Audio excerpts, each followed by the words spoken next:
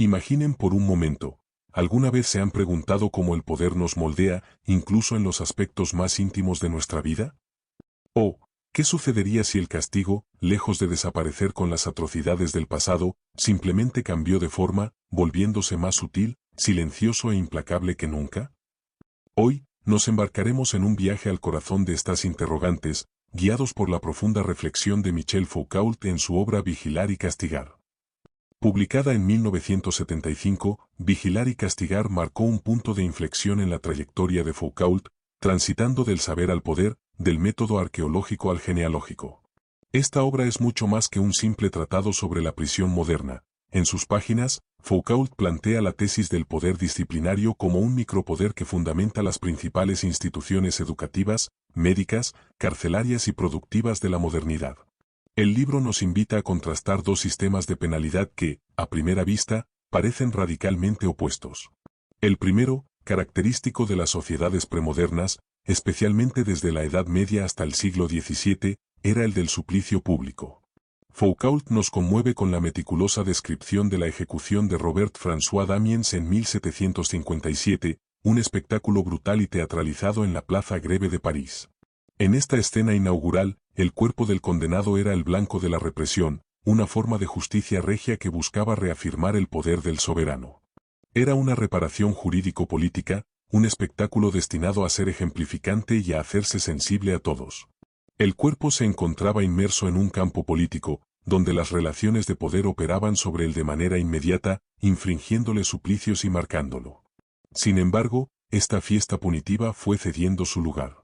La desaparición del suplicio, a fines del siglo XVIII y principios del XIX, no se dio por la emergencia de un sentimiento de piedad universal, sino por un temor político ante los efectos ambiguos de estos rituales. Lejos de suscitar solo temor y obediencia, los suplicios podían generar simpatía por el condenado, disturbios populares o incluso convertirlo en mártir. Esta ambivalencia podía volverse contra el propio soberano, haciendo que el suplicio resultara cada vez más riesgoso. Así, la eficacia del poder encontró formas más discretas y permanentes para operar. Se produjo entonces el paso de un arte de infligir dolor a un arte de transformar a los individuos. El objeto de la operación punitiva se desplazó, ya no era el cuerpo, sino el alma del infractor, entendida como sus hábitos, pensamientos, voluntad y disposiciones. Este giro implicó una penalidad menos visible, pero más constante, sistemática e invasiva, que se infiltraba en la vida entera de los individuos sin necesidad de recurrir siempre al terror físico. El objetivo ya no era la expiación que causaba estragos en el cuerpo, sino un castigo que actuara en profundidad sobre el corazón, el pensamiento y la voluntad. Es aquí donde emerge el modelo panóptico, ideado por Jeremy Bentham, como el diagrama ideal de esta nueva tecnología política. Consiste en una construcción en forma de anillo con celdas en la periferia y una torre central. Desde esa torre, un único vigilante puede observar a una multitud de individuos sin ser visto, mientras que los individuos son percibidos como siluetas recortadas sobre la luz. La clave fundamental del panóptico es que el vigilado sabe que puede ser observado en cualquier momento, pero nunca puede verificar si lo está siendo realmente. Esta incertidumbre constante genera un estado consciente y permanente de visibilidad que induce al detenido a reproducir por sí mismo las coacciones del poder. El poder, entonces, se vuelve automático, desindividualizado, y el propio aparato arquitectónico se convierte en una máquina que crea y sostiene una relación de poder independiente de quien lo ejerce. Los beneficios de este sistema son claros. Es un intensificador del poder que garantiza su economía, material y tiempo, y su eficacia, preventiva, continua, automática.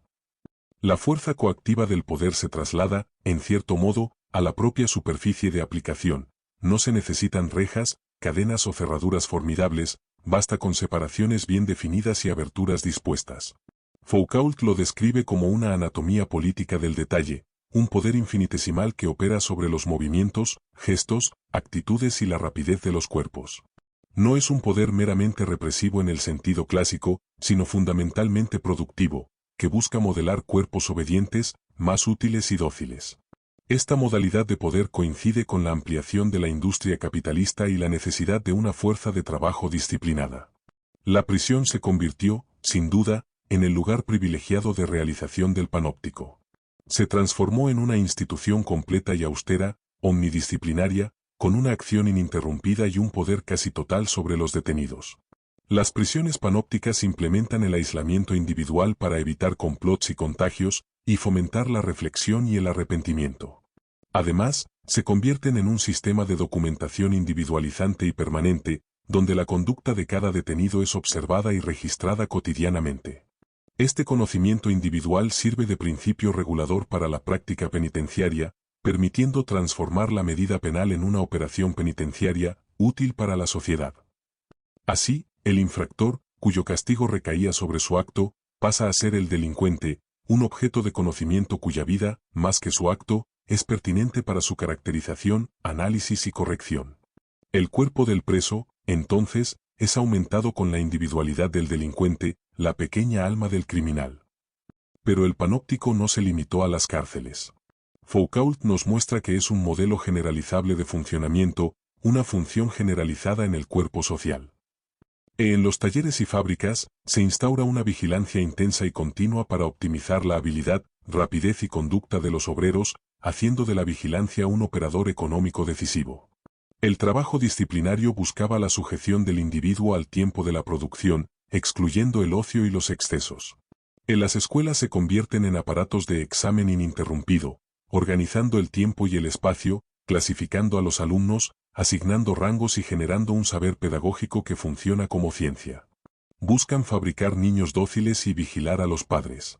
En los hospitales se transforman en aparatos de examinar, con visitas médicas regulares y rigurosas, convirtiéndose en lugares de formación y confrontación de conocimientos fundamentales para el desarrollo de la medicina clínica. E incluso los campamentos militares son ejemplos ideales de observatorios donde el poder se ejerce por una vigilancia exacta, y cada mirada es parte del fundamento global del poder, con una geometría precisa de control. La disciplina militar convierte a un tropel de individuos en una unidad con un aumento de fuerzas. En esencia, Foucault argumenta que el siglo XIX, si bien inventó las libertades, les dio un subsuelo profundo y sólido, la sociedad disciplinaria de la que seguimos dependiendo. Esta extensión del poder disciplinario está intrínsecamente ligada al concepto de poder saber. Foucault sostiene que no existe relación de poder sin constitución correlativa de un campo de saber, ni de saber que no suponga y no constituya al mismo tiempo unas relaciones de poder. El examen, rodeado de sus técnicas documentales, registros, clasificaciones, expedientes, convierte a cada individuo en un caso, un objeto descriptible, analizable y susceptible de corrección. Este proceso fue crucial para la emergencia de las ciencias del individuo y las ciencias humanas, como la psiquiatría, la psicología del niño, la psicopedagogía y la criminología, que nacen de esta nueva tecnología de poder sobre el cuerpo. La individualización, que en el poder soberano era ascendente, máxima en el rey, se vuelve descendente en la sociedad disciplinaria. Cuanto más anónimo y funcional es el poder, más fuertemente individualizados están aquellos sobre quienes se ejerce, a través de vigilancias y medidas comparativas basadas en la norma. El alma, más que una ilusión, es una realidad producida por estos procedimientos de castigo, vigilancia y coacción, un correlato actual de cierta tecnología del poder sobre el cuerpo, en última instancia, una prisión del cuerpo. En la actualidad, a casi 5 décadas de su publicación, los planteamientos de Foucault siguen siendo vigentes, especialmente con la expansión de la videovigilancia y un nuevo panoptismo digital. Mecanismos como los algoritmos de redes sociales, el rastreo de datos y el monitoreo gubernamental pueden crear un clima de autocensura, llevando a la conformidad de pensamiento y comportamiento. Foucault ya anticipaba que las tecnologías de autocensura no son necesariamente tecnológicas, sino que la sociedad impone la autovigilancia mediante códigos de conducta que definen un rango de comportamiento y pensamiento aceptable. No obstante, Foucault también nos recuerda que donde hay poder hay resistencia. Aunque esta resistencia pueda operar dentro de los parámetros aceptables de comportamiento, la clave para Foucault es el cuidado de sí como una tecnología del yo sofisticada que permite la construcción y edificación del propio ser gracias al autoconocimiento y la parresía. Se trata de una lucha continua, un enfrentamiento estratégico instantáneo que se renueva constantemente. Es importante mencionar que vigilar y castigar no ha estado exento de críticas. Autores como Garland, Habermas y Jonet han cuestionado la falta de consideración del elemento moral en el castigo, la supuesta sobreinterpretación del papel de la disciplina, la supeditación del saber autónomo a las prácticas de poder, la omnipresencia del poder que deja poco espacio para la impugnación o la agencia del individuo, y hasta imprecisiones históricas sobre la abolición de la tortura pública. A pesar de estas críticas, su obra es considerada un clásico que ha marcado decisivamente la historiografía penal y el pensamiento crítico contemporáneo, irradiando su influencia en disciplinas como la sociología, la pedagogía, la criminología crítica y la psicología social. En síntesis, la transformación de la vigilancia y el control, según Michel Foucault, ha sido un desplazamiento profundo, de un castigo público y espectacular del cuerpo, que reafirmaba el poder soberano, a una disciplina sutil y continua que moldea las almas y los comportamientos individuales. El modelo panóptico de Bentham se erige como el diagrama arquitectónico y funcional de esta nueva economía del poder, un esquema generalizable que se ha extendido desde las prisiones a todas las instituciones modernas, escuelas, hospitales, fábricas, cuarteles. En este proceso, el poder y el saber se entrelazan indisolublemente, produciendo no solo cuerpos dóciles y útiles, sino también un vasto campo de conocimiento sobre el individuo, dando origen a las ciencias humanas. Así, volviendo a nuestras preguntas iniciales. ¿Cómo el poder nos moldea, incluso en los aspectos más íntimos de nuestra vida? El poder nos moldea a través de la vigilancia constante, la normalización de nuestras conductas y la internalización de las normas disciplinarias, incluso sin la presencia física de un vigilante. Se infiltra en nuestros espacios, horarios, gestos y pensamientos, convirtiéndonos en cuerpos dóciles y útiles. Esta microfísica del poder opera en el detalle, produciendo un alma que es el efecto e instrumento de una anatomía política del cuerpo. Y si el castigo, lejos de desaparecer con las atrocidades del pasado, simplemente cambió de forma, volviéndose más sutil, silencioso e implacable que nunca? El castigo, efectivamente, cambió de forma. Dejó de ser el suplicio público y brutal para transformarse en un control continuo, discreto y sistemático.